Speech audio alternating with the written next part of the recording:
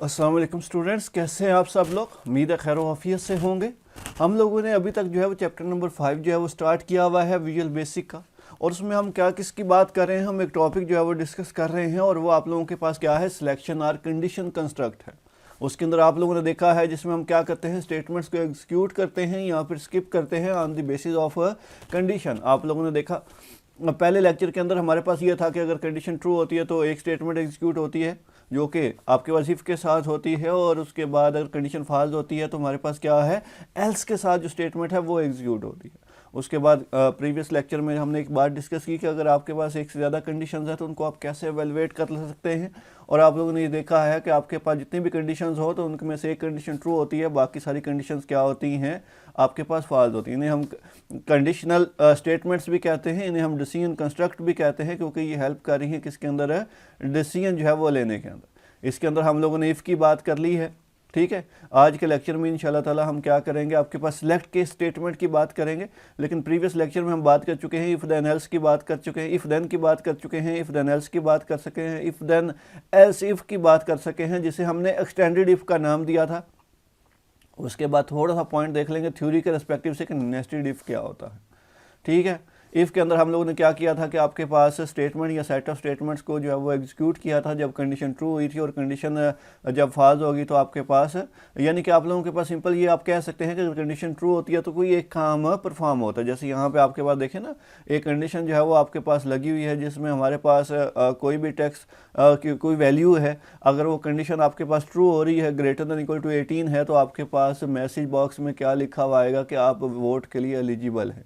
लेकिन अगर ये कंडीशन ट्रू नहीं होती तो हमारे पास कोई रिजल्ट नहीं आता, क्योंकि ट्रू होगा तो इफ़ के साथ जो स्टेटमेंट है वो एग्जीक्यूट होती है, और फॉल्स अगर होगा तो एल्स के साथ स्टेटमेंट जो है वो एग्जीक्यूट होती है। लेकिन यहाँ पे एल्स पार्ट था ही नहीं, इसलिए हमारे पास दूसरी जो स्टेटमेंट यूज़ होती है जिसे हम इफ़ देन एल्स का नाम देते हैं। इसमें देखिए आपके पास क्या है कि अगर कंडीशन ट्रू है तो एक स्टेटमेंट जो इफ़ के साथ है वो एग्जीक्यूट होगी, अदरवाइज कौन सी स्टेटमेंट एग्जीक्यूट होगी, आपके पास है एल्स पार। यानी कि अगर कंडीशन ट्रू है तो आपके पास मैसेज आएगा कि you are eligible for the vote, और अगर कंडीशन फॉल्स है तो आपके पास मैसेज आएगा कि आप not eligible for the vote. और इफ़ देन एल्स इफ जो है ना, अगर एक से ज़्यादा कंडीशन थी जो कल हमने देखा था, उसमें आपके पास एक कंडीशन ट्रू होती है, बाकी आपके पास फॉल्स होती है, जिसे हमने एक्सटेंडेड इफ एल्स का नाम दिया था, ठीक है। और इसके अंदर देखिए पहले इफ़ है, फिर आपके पास एल्स इफ है, फिर एल्स इफ है, और लास्ट में क्या है हमारे पास एल्स है।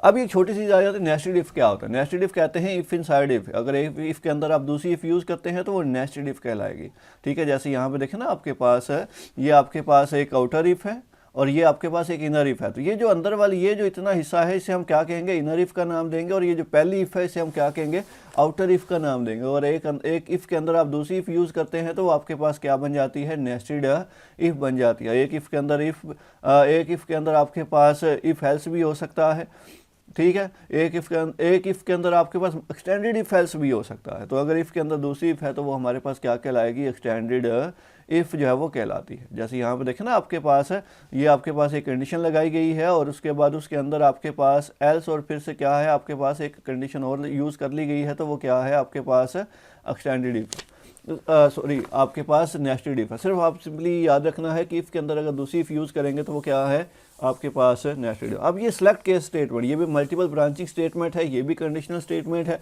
ये एग्जीक्यूट करती है स्टेटमेंट को, ये सेट ऑफ स्टेटमेंट को, जब आपके पास कोई भी कंडीशन जब वो ट्रू होती है।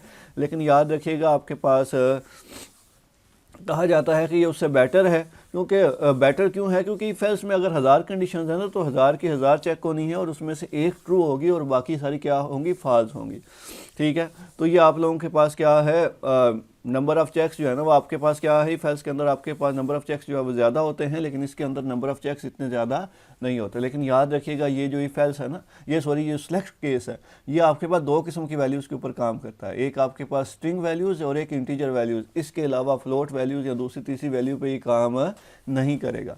लेकिन अब ना ये डिफरेंट सिचुएशन में काम करता है, ठीक है। डिफरेंट फॉर्म्स हैं आपके पास सिलेक्ट केस की, ठीक है, जिसमें आपके पास कहा जाता है कि एग्जैक्ट मैच जो है ना वो आप लोगों के पास है। आपकी ना बुक के अंदर, बुक का जो पेज नंबर है आप लोगों के पास पेज नंबर 136 के ऊपर ये चीज़ गिवन है, जिसमें आपके पास स्टेटमेंट जो है वो गिवन होती है, और ये आपके पास सिलेक्ट केस जो है वो गिवन है। अब देखिए इसको लिखे कैसे हैं, सिलेक्ट, उसके बाद केस, फिर एक्सप्रेशन, यानी कि वो एक्सप्रेशन है जिसने ये जो नीचे केस की वैल्यूज़ है इनके साथ मैच करना है। जैसे यहाँ पे देखें ना, सिलेक्ट केस बाय मंथ, और उसके बाद हमने केस क्या ले लिया 1, 3, 5, 7, 8 एंड सो ऑन, ठीक है जी। और उसके बाद हमने क्या है वो कोई भी मैसेज वगैरह डिस्प्ले कर दिए, कोई भी आप रिजल्ट चाहें। सिर्फ सिंपली ये है कि इसको लिखना कैसे होता है कि आप पहले सेलेक्ट लिखते हैं, फिर केस लिखते हैं, फिर आपके पास अपने एक्सप्रेशन लिखता है जिसके आपने केस डिज़ाइन करने हैं यहाँ पे जो आपको वैल्यू देगा, और उसके बाद वही यहाँ से वैल्यू जो है वो क्या होगी इन केसेस के साथ मैच की जाएगी।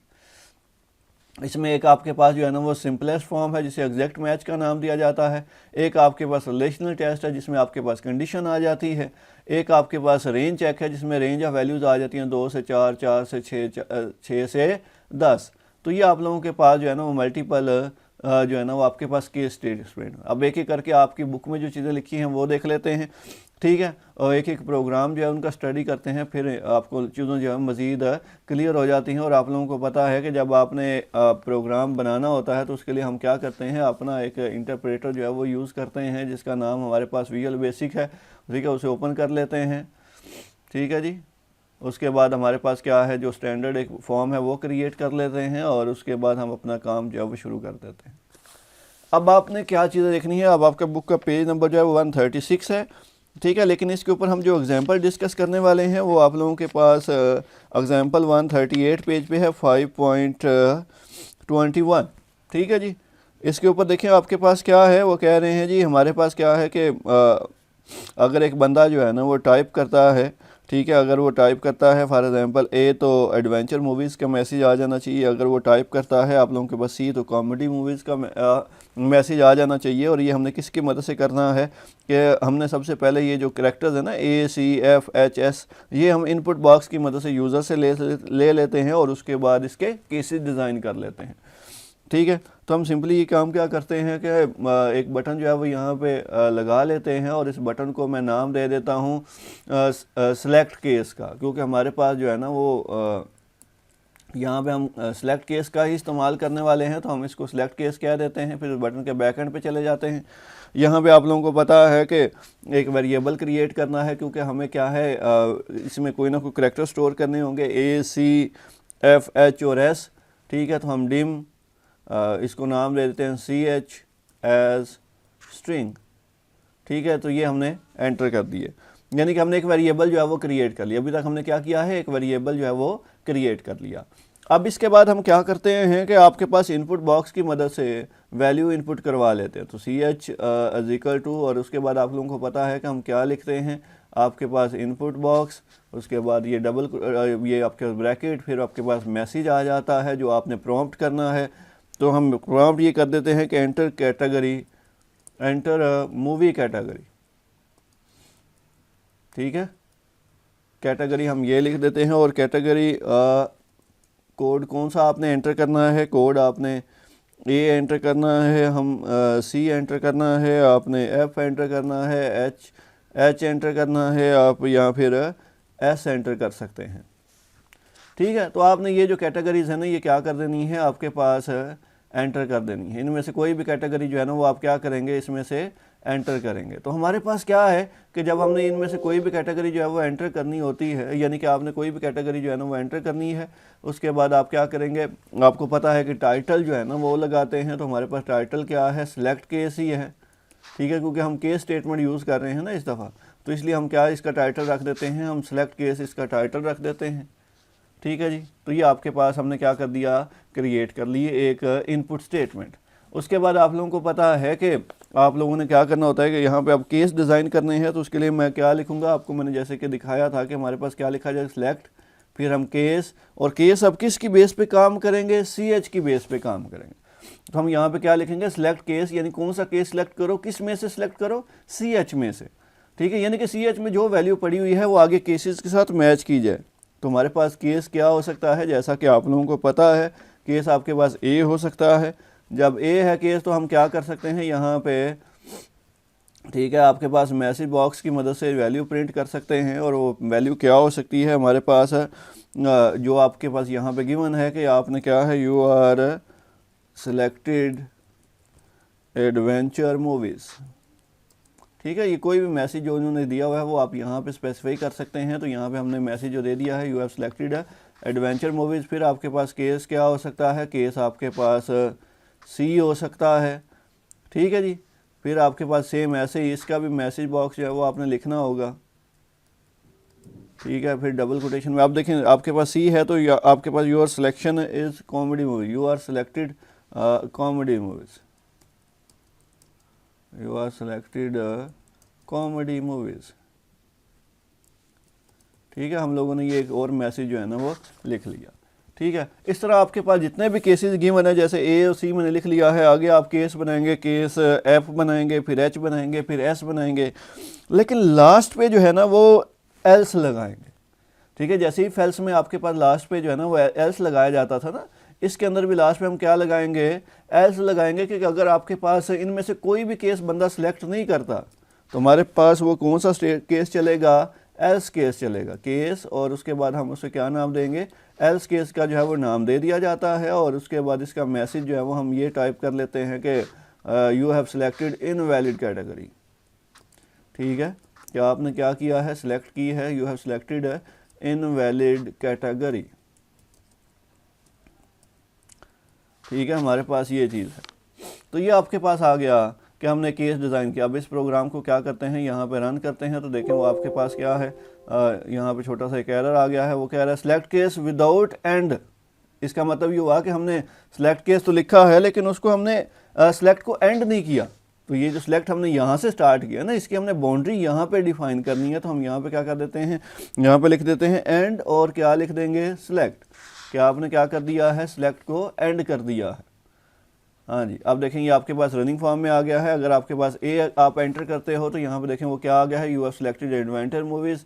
लेकिन अगर मैं यहाँ पे एच एस जो है ना वो एंटर कर देता हूँ, यहाँ जो है ना वो आपके पास वैल्यू कुछ ऐसे एंटर कर देता हूँ जो यहाँ पे है ही नहीं, तो वो हम लोग अगर बी एंटर कर देते हैं तो यहाँ पे देखिएगा आपके पास वो क्या कह रहा है, यू हैव सिलेक्टेड एंड जो है ना आपके पास वैलिड कैटेगरी, यानी कि ये मैसेज आपके पास एग्जीक्यूट हो गया है, ठीक है। यहाँ पे ना आपके पास ये मैसेज, ये मैंने इनवैलिड लिख दिया था तो इसको मैं इनवैलिड कर देता हूँ ताकि प्रॉपरली जो है ना वो आपके पास आउटपुट आ सके। तो आप दोबारा से देखें, मैं अगर मैं बी एंटर करता हूँ तो यहाँ पे देखें वो क्या है, you have selected invalid category, यानी कि ये स्टेटमेंट है एग्जीक्यूट हो रही है। तो यहाँ पे बात ये है कि आपके पास केस यहाँ से ये जो आपके पास सी एच है, यहाँ से वैल्यू जो इनपुट बॉक्स में आपने एंटर की है वो क्या होगी आपके पास, यहाँ पे इसमें चली जाएगी।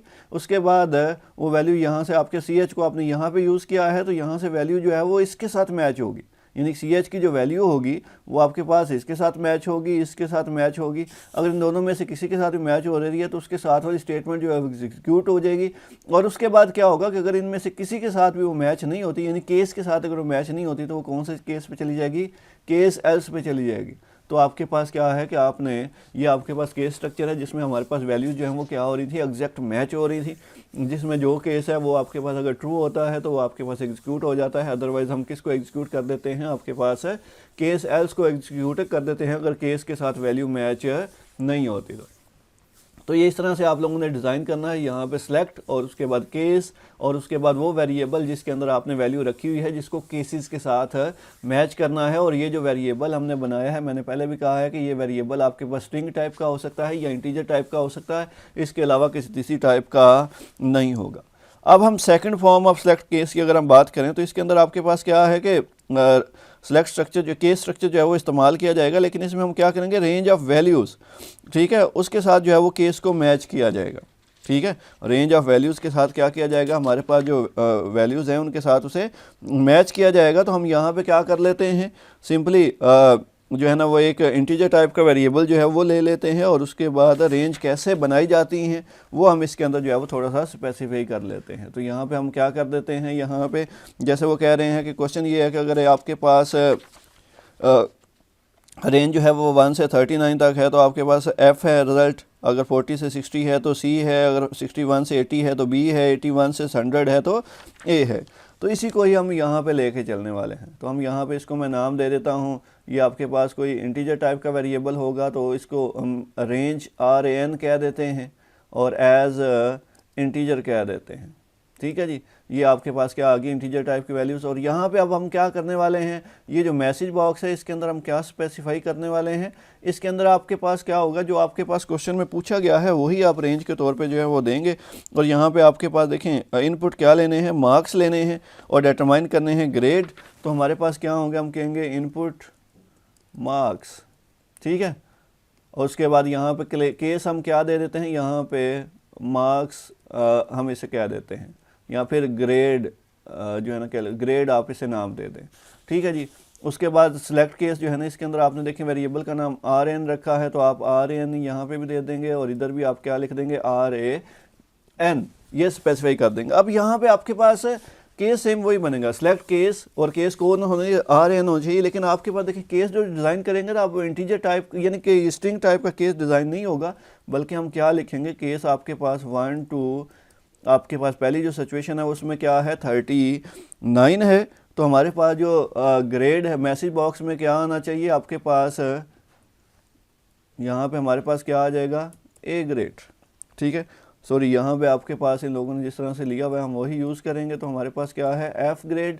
उसके बाद आपके पास देखें दूसरी जो केस आपके पास डिज़ाइन करेंगे आप लोग, वो आपके पास क्या बनेगा 42 आपके पास 60, ठीक है। और उसके बाद यहाँ पे हम लोग क्या लिखने वाले हैं, यहाँ पे हम लोग लिखेंगे, वो आप लोगों के पास दूसरा जो है वो ग्रेड कौन सा होगा, C ग्रेड होगा, ठीक है जी। यहाँ पे हमारे पास क्या आ गया, C ग्रेड आ गया। सेम ऐसे ही आपके पास ना आगे केसेस आप डिज़ाइन कर लेंगे। तो उसके बाद लास्ट पे आपके पास क्या हो जाएगा कि इसमें हमारे पास जो है ना वो इनवैलिड कैटेगरी नहीं होगी, केस कोई ना कोई ज़रूर होगा।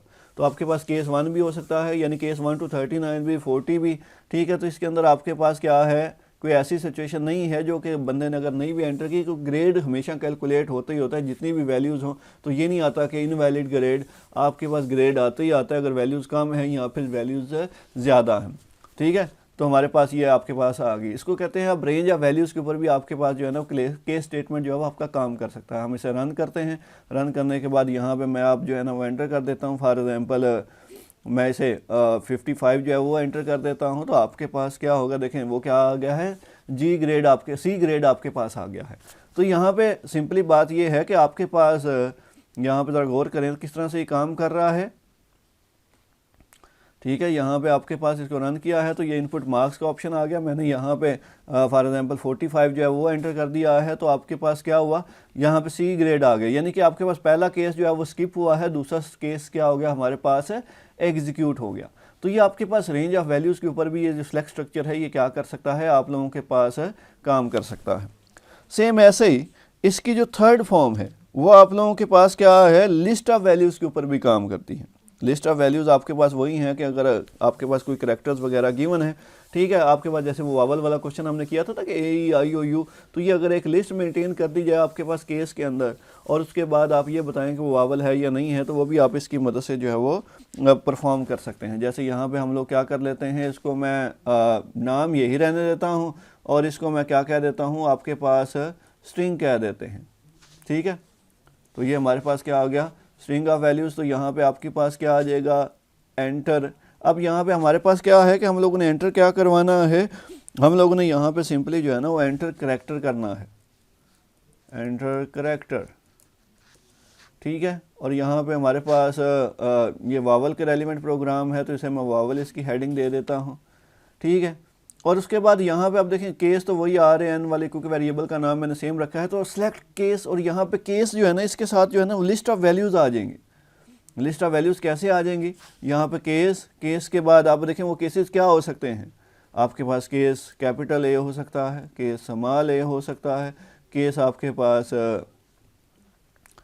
कैपिटल E हो सकता है, केस आपके पास स्मॉल e हो सकता है, केस आपके पास I हो सकता है, केस आपके पास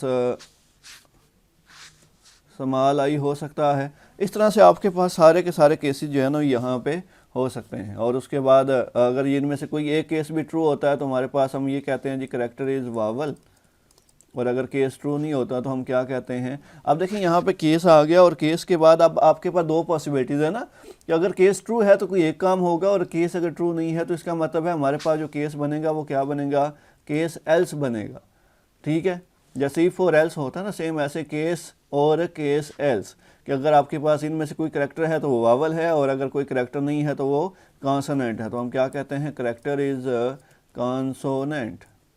ठीक है, तो ये आप लोगों के पास क्या आ गया, एक और पॉसिबिलिटी आ गई, एक और केस आपके पास जो है ना सिलेक्शन स्ट्रक्चर आ गया, जिसमें हमारे पास क्या था कि range of value, list of values के ऊपर भी ये क्या कर सकता है, काम कर सकता है।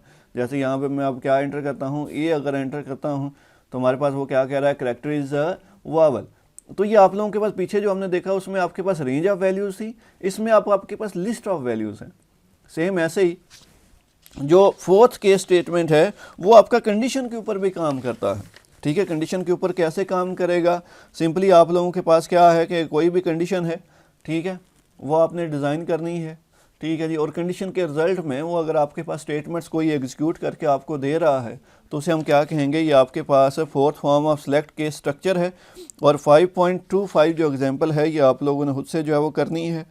ठीक है, ताकि आप लोगों को क्लियर हो सके कि ये केस काम कैसे करता है। 3 केसेस मैंने करवा दिए हैं, चौथा सिर्फ आप लोगों को सिर्फ ये देखना है कि ये आपके पास कंडीशन के ऊपर बेस करके काम कर रहा है, कंडीशन का रिजल्ट आता है और रिजल्ट के अगेंस्ट में ये क्या करेगा, कोई ना कोई केस जो है वो एग्जीक्यूट करेगा, या फिर उन केसेस में से कोई केसेस स्किप होंगे और आपके पास कोई ना कोई लाजमी बात है एग्जीक्यूट ज़रूर होगा।